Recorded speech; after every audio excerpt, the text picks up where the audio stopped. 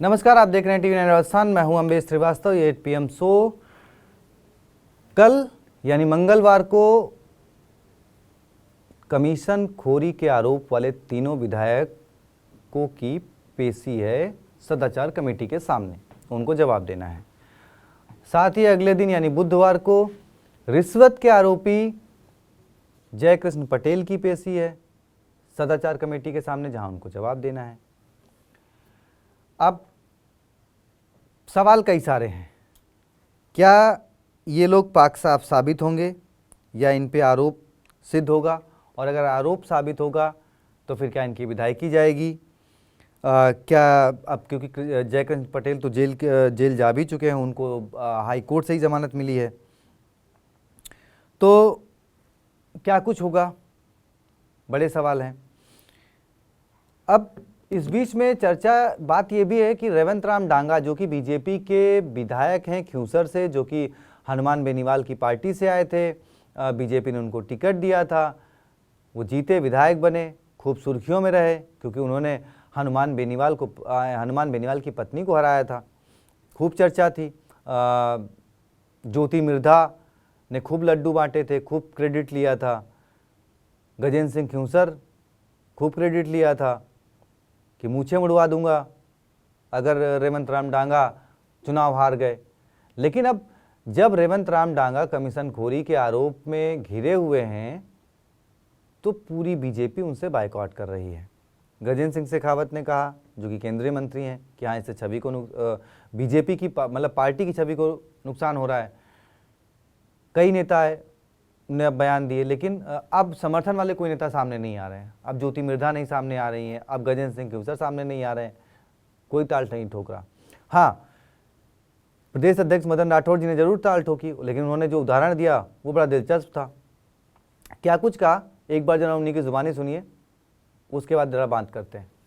आपने कहा था कि बीजेपी का जो विधायक है वो रिश्वत के मामले में, सवालों के बदले रिश्वत मामले में पकड़ा गया, और आपके विधायक पकड़े गए केवल राशि के लिए कि भाई जो विधायक निधि उसमें से राशि कमीशन के मामले में। आपने कहा कि उसका अपराध ज्यादा बड़ा है, तो उसका मतलब ये है कि इनका अपराध क्षमा योग्य है या क्या है?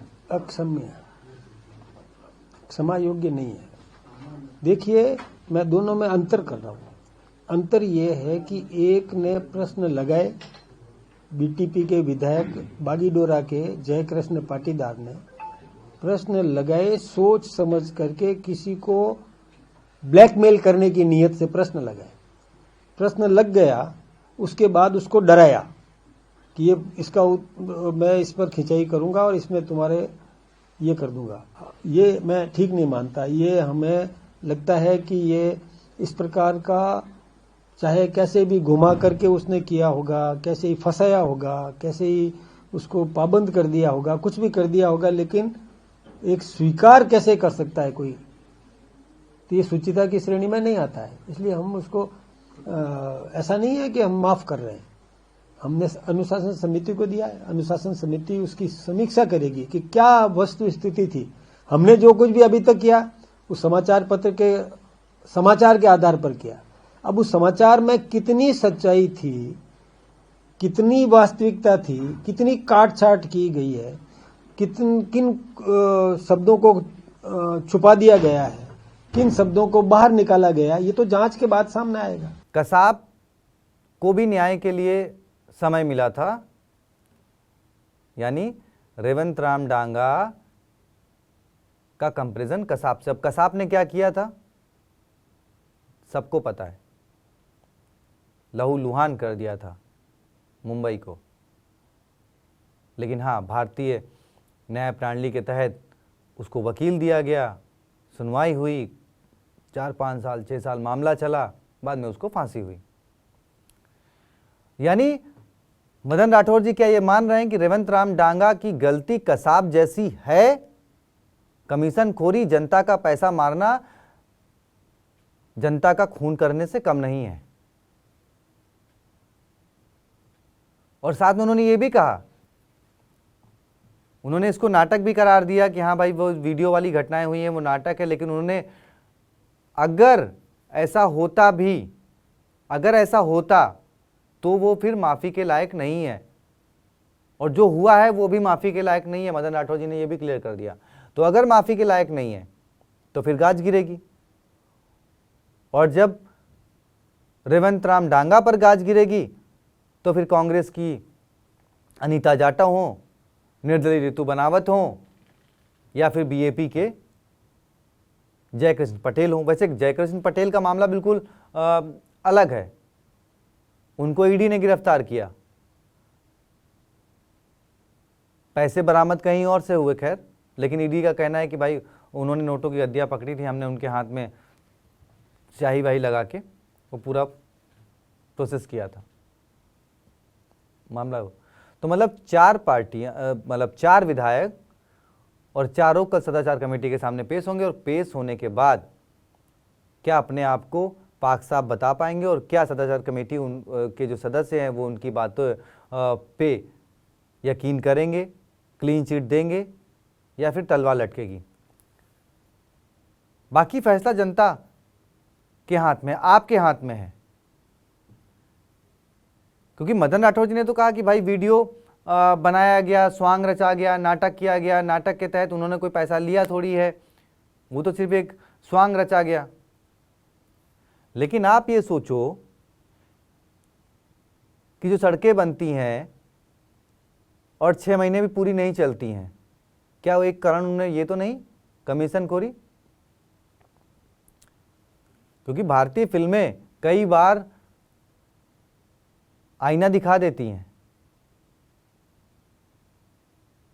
चाहे फिर वो बिल्डिंग्स के गिरने की बात हो, सड़कों के उखड़ने की बात हो, और उसके जिम्मेदार ठेकेदार, जब ये होता है कि भाई इसके जिम्मेदार कौन है, तो ठेकेदार हैं। तो ठेकेदार क्यों हैं? क्योंकि ठेकेदार जी को कमीशन देना था, नेताजी को या संबंधित मंत्री जी को, संबंधित विधायक जी को।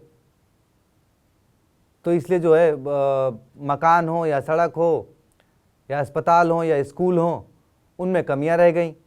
क्यों? क्योंकि भाई कमीशन जो पहुंचाना था तो पूरे माल का इस्तेमाल नहीं हुआ, और जब माल का इस्तेमाल नहीं हुआ तो गिरा या खराब हुआ, तो वो झेलना किसको पड़ा? जनता को पड़ा। ये लोग आप लोग तय करिए। अगर कमेटी से क्लीन चिट मिल गई, लेकिन बात अगर उन्होंने ये बात स्वांग के तहत भी मानी है, तो ये क्या कौन सी सौगंध है कि वो अगर कल को जरूरत पड़ेगी तो नहीं लेंगे?